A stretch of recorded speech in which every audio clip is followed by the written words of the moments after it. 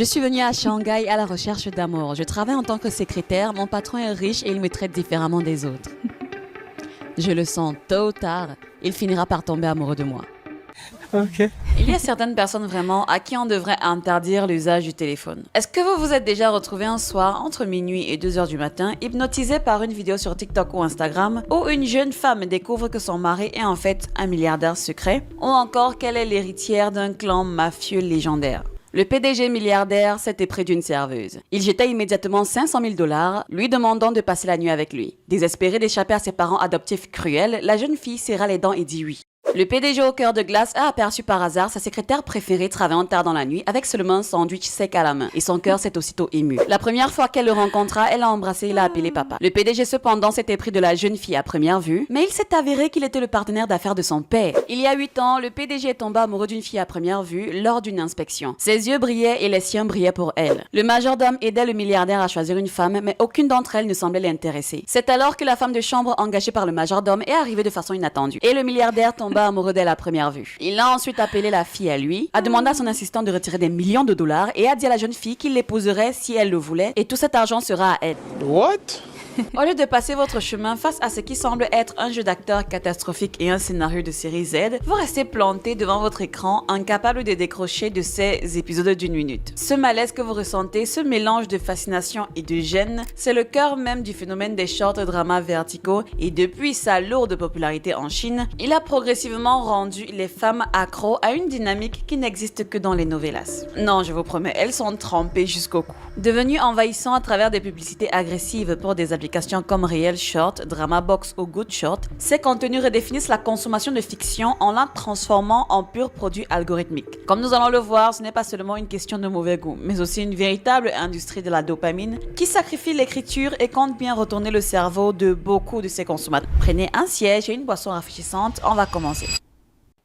Alors, le phénomène des dramas short ne vient pas de nulle part. Il tire ses racines de la Chine, où ces formats sont appelés duanju, littéralement drame court. L'idée est simple, proposer des contenus de la proportion de petites bouchées consommables entre 2 stations de métro ou dans un ascenseur, offrant un pic de dopamine immédiat dans un emploi de temps chargé. Comme je le disais au début, c'est le style de contenu fast-food sur lequel on tombe en scrollant probablement à une heure indécente sur des plateformes comme TikTok, Instagram et voire même Facebook. 30 à 90 secondes, format vertical, une femme lambda, un PDG à la mâchoire sculptée, une musique dramatique qui monte crescendo, puis cliffhanger. Et tout d'un coup, l'appli vous demande de payer pour la suite. Et le pire, c'est que vous le faites. Félicitations, vous venez d'ajouter votre pierre à l'édifice d'une industrie qui pèse des milliards de dollars grâce à votre curiosité mal placée. Il s'agit donc de ces short dramas ou duanju en chinois, conçus pour être regardés rapidement dans les transports ou même à 2 heures du matin quand vous auriez dû être en train de dormir. Genre vraiment. La tendance naît entre 2018 et 2020 sur Douyin, le TikTok chinois, et explose pendant la pandémie quand l'humanité confinée a définitivement abandonné toute ambition intellectuelle au profit de distractions sur nos téléphones. Avions-nous autre chose à faire? Je me le demande. L'histoire, ou du moins le scénario qui cartonne à tous les coups, est juste invariablement le même. Une femme du quotidien, employée, étudiante, mère célibataire, héroïque, qui tombe amoureuse d'un PDG milliardaire, tyrannique, beau, irrésistible. Ouais, comme par hasard! Le CEO dominant ou du moins tyrannique. Une trame narrative si prévisible qu'il est presque réconfortant dans sa stupidité assumée. Et pourtant, les chiffres rendent humble. Entre 2021 et 2024, le marché chinois passe de 500 millions de dollars à 7 milliards de dollars. 7 milliards! Plus que le box-office des cinémas en Chine en cette année-là. Le format a enterré les salles obscures sans que personne ne s'en rende vraiment compte. En 2025, on dépasse les 14 milliards sur le seul marché chinois avec un marché international en pleine explosion porté notamment par Real Short et Drama Box qui accumulent chacun autour de 50 millions d'utilisateurs actifs dans le monde. Et comme je l'ai expliqué tout à l'heure, leur business model est tellement simple. Les premiers épisodes sont gratuits, le temps de vous faire émotionnellement investir dans le destin d'une femme que vous ne connaissiez pas il y a 5 minutes. Puis le paywall tombe exactement au moment où la tension est maximale. L'appli a calculé précisément l'instant où vous allez craquer. Et on le sait, à un moment donné on craque, c'est de l'ingénierie comportementale tout simplement. Mais bonne nouvelle, vous n'êtes pas seul, nous ne sommes pas seuls.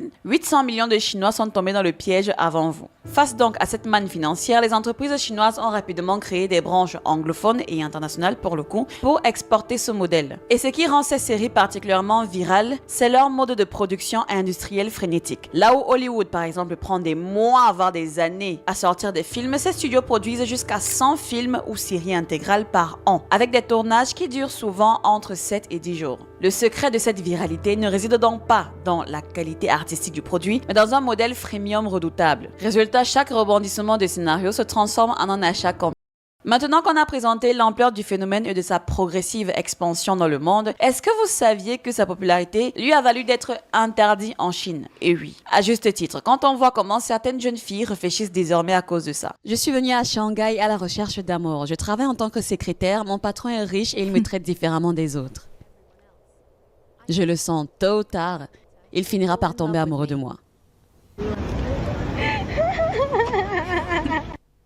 En novembre 2024, la Chine a fait quelque chose d'assez drôle, je dirais, qui a sémé la panique chez de nombreuses jeunes chinoises. Le pays a commencé à réglementer strictement les mini-séries romantiques où des PDG millionnaires tombent éperdument amoureux de femmes ordinaires. Oui, vous avez bien entendu. Le gouvernement chinois a observé ces séries romantiques d'entreprise et s'est dit « On est tous dans la merde !» Il faut que ça cesse. Comprenez un petit peu à quel point c'est grave. Le phénomène est tellement devenu viral et problématique que l'État a dû prendre des mesures pour contrecarrer en fait la tendance lunaire qui est en train de naître, voire même de prendre de l'ampleur dans le cerveau de beaucoup de jeunes femmes, voire même de femmes mûres. L'administration nationale de la radio et de la télévision chinoise a publié des directives enjoignant ses créateurs de contenu à éliminer le stéréotype du PDG tyrannique et à cesser de romantiser les relations fondées sur l'ascension sociale par le mariage avec des personnes riches et influentes. La NRTA émet des directives officielles: réduction du volume de CEO romance, interdiction des titres portant explicitement la mention Domineering CEO, lutte contre la glorification du luxe et des mariages miraculeux, oui, parce qu'il faut pas se mentir, ces scénarios sont souvent très miraculeux, et la justification officielle qu'ils ont donnée a été formulée sans aucune gêne. Ces contenus créent des illusions chez les femmes, les détournent des hommes ordinaires et les rendent obsédés par le statut social. Selon les autorités, ce type de contenu promeut des valeurs matérialistes, des attentes irréalistes et s'éloigne dangereusement de la réalité sociale. C'est pas moi qui vais dire le contraire. Mais voici donc la question à $1 million, ou dirais-je 1 million de yuan pour le coup. Pourquoi diable un gouvernement interviendrait-il dans des productions aussi tertiaires? Bonne question. Après tout, il s'agit juste d'histoires d'amour entre patrons BG et secrétaires amoureuses, Rien de malsain. Ouais, ça doit être ça. Ouais. Vu la réaction de la fille au début de la vidéo, je commence à comprendre pourquoi le gouvernement a fini par intervenir. Ces courts dramas ont explosé en Chine et le format est volontairement addictif. C'est le fast-food du divertissement romantique et le public, notamment les jeunes femmes et les femmes d'âge mûr, en consomment sans modération. En un scénario typique, un PDG milliardaire je précise, de 28 ans, oui 28 ans, c'est vraiment un chiffre clé, d'une beauté à couper le souffle et hanté par un traumatisme d'enfance qui tombe soudainement amoureux de l'héroïne. Comme par hasard, comme par hasard. Une jeune femme tout à fait ordinaire, parfois volontairement ou involontairement maladroite, je ne saurais même pas le dire. Elle est soit employée, soit barista, soit étudiante, soit une simple salariée. Au début, bien sûr, il la maltraite parce que c'est un tyran, puis il révèle sa véritable nature, un côté vulnérable. Elle le réconforte donc émotionnellement, il la couvre de luxe, ils se marient, fin de l'histoire. Ok. Ça semble inoffensif aux premiers abords, mais Pékin n'était pas de cet avis et je pense comprendre pourquoi. Ce que le gouvernement chinois a identifié, même sans employer explicitement le terme, c'est un comportement appelé hypergamie poussé à l'extrême. L'hypergamie est une tendance historiquement observée dans de nombreuses cultures, des femmes à la recherche des partenaires de statut social égal ou supérieur, généralement supérieur. Le problème n'est pas l'hypergamie en elle-même, ça reste un instinct naturel chez les femmes et qui jusqu'à un certain moment de l'évolution humaine, il a été très utile pour la prospérité des civilisations. Sauf qu'aujourd'hui, l'hypergamie a passé un cap très inquiétant. Il existe à des degrés divers dans presque toutes les sociétés humaines, mais le problème survient lorsque la culture de masse la transforme en un fantasme industriel, produisant en masse un contenu qui répète inlassablement le même message. Votre valeur, ou devrais-je dire votre destinée en tant que femme, ce sera de tomber Comme par hasard. par pur hasard sur un homme extrêmement riche et puissant bien sûr, qui, attention, vous choisira malgré votre ordinarité et les multitudes d'options qu'il a. Si ça, c'est pas pousser la chansonnette, alors je ne sais pas ce que c'est. Et donc, la Chine a produit ce contenu à une échelle alarmante. Il ne s'agit pas juste de quelques dramas isolés, mais de milliers de micro-séries au titre tels que Le PDG qui m'aime trop après un mariage éclair, je ne sais pas, Mon mari milliardaire secret, J'ai épousé un mania par accident. La variation est juste minime, sauf que le message, lui, reste toujours le même. Selon les Chinois et d'après les critiques, ces séries ont engendré un cercle vicieux. Les plateformes conscientes du fort engouement suscité par ce format en ont évidemment produit davantage, et plus les gens les regardent, plus l'algorithme les recommandait, et plus elles étaient recommandées, plus le récit se normalisait comme l'idéal romantique. Les autorités chinoises ont été étonnamment directes dans leurs critiques. Dans les documents officiels, le quotidien du peuple et d'autres médias d'État ont employé en fait des expressions telles que le culte de l'argent, richesse ostentatoire et avidité envers les puissants. Le message était clair, ces séries ne parlent pas d'amour, mais d'argent, et elles avaient raison. La structure narrative de ces séries s'attarde rarement sur une véritable connexion émotionnelle en fait entre les protagonistes. L'accent est plutôt mis sur les symboles de richesse, appartements de luxe, voitures de prestige, bijoux onéreux, vêtements de marque. La transformation de la protagoniste passe presque toujours par une promotion sociale grâce à la consommation de biens de luxe offerts par le PDG en question. Et c'est une publicité sur 60 à 100 épisodes qui vend un style de vie inaccessible à bien sûr une bonne partie de la population. Contrairement aux contes de fées traditionnels qui contenaient au moins des métaphores ou une morale, ces séries, ou du moins ces micro-dramas, loin d'être des leçons de vie, véhiculent un message matérialiste on ne peut plus littéral. Le média JF Daily est encore allé plus loin, soulignant que ce contenu promeut une vision de l'amour et du mariage fondée sur l'ascension sociale où, attention, les relations amoureuses ne sont en réalité que des transactions économiques déguisées en destinées romantiques. Et quand on regarde comment ces scénarios transforment la mentalité des femmes chinoises, on ne peut s'empêcher de dire que cette manière de penser a probablement un impact sur la démographie chinoise. Et oui, le taux de natalité en Chine est en chute libre. En 2023, la population a diminué pour la deuxième année consécutive.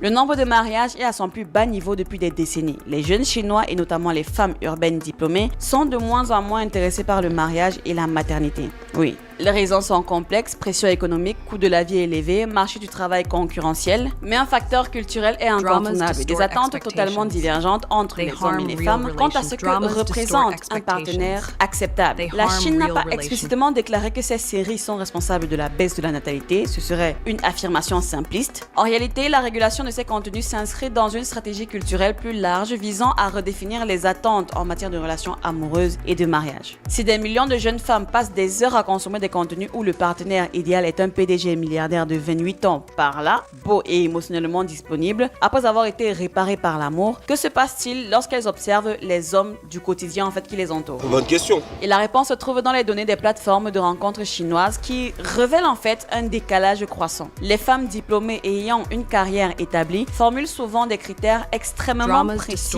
lorsqu'elles recherchent un partenaire. Un revenu minimum élevé, c'est-à-dire plus élevé qu'elles, être propriétaire d'une maison, posséder une voiture, absolument, une taille minimum qui oscille entre 75 et 80 et un niveau d'études équivalent ou supérieur. Les hommes, quant à eux, se plaignent fréquemment que les attentes des femmes sont devenues irréalistes et qu'ils sont en fait jugés principalement sur leurs ressources financières plutôt que sur des qualités plus personnelles. Il est évident que les deux parties ont des griefs légitimes et réduire ce phénomène à la seule responsabilité des séries télévisées serait malhonnête. Mais il est tout aussi malhonnête de prétendre que la culture de masse n'a pas d'influence sur ce phénomène. Les perceptions et les attentes se façonnent. Lorsque le divertissement romantique dominant véhicule systématiquement un type de relation très spécifique où la valeur d'un homme se mesure à sa richesse et celle d'une femme au fait d'être choisie pour cette richesse-là, cela influence inévitablement les attentes du monde réel. À un moment donné, oui. Les forums chinois regorgent des discussions à ce sujet. Des expressions comme « mieux vaut rester célibataire que de se caser » sont devenues des mantras, chez les jeunes femmes surtout. Si bien que lorsqu'elles définissent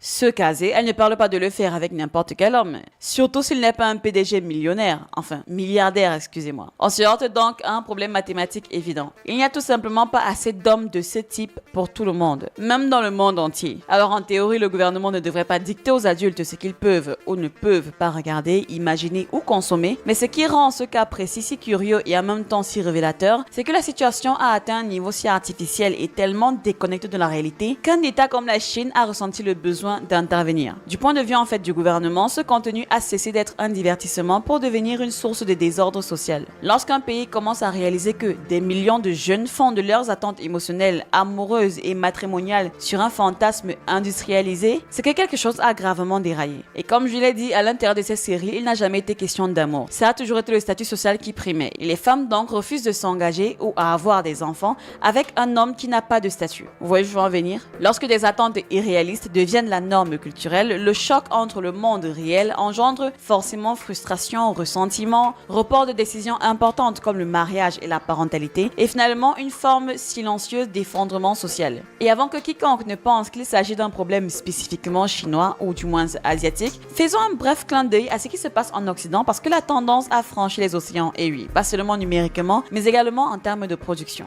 En Occident, le business model de ces applications a été copié, c'est vrai, mais il est important de rappeler que ce phénomène n'est pas nouveau dans sa structure. Les soap opéras américains, les telenovelas latino-américaines, les web novels chinois, toute cette lignée de fiction addictive destinée à un public majoritairement féminin a déjà été étudiée. Donc oui, l'exposition prolongée à des représentations idéalisées reconfigure progressivement la perception de la réalité. Ce que les short dramas ajoutent à cette longue histoire, c'est juste l'échelle et la vitesse. Un soap opéra s'insinue dans les habitudes sur des années via une télévision dans le salon. Le short drama s'installe en quelques semaines via un téléphone dans la poche, disponible à toute heure, consommable en fragments rapidement digérables, donc 60 secondes. Et comme en général les occidentaux savent pousser le délire à l'extrême, en dehors de la trame narrative du PDG et du mafieux milliardaire, d'autres folklores plus farfelus encore s'y sont rajoutés. Hunter Ver, the blood flying alpha, a beast who craves virgin blood. I'm human. If his wolf brides couldn't survive, what chance do I have? The Alpha King will now select his next bride.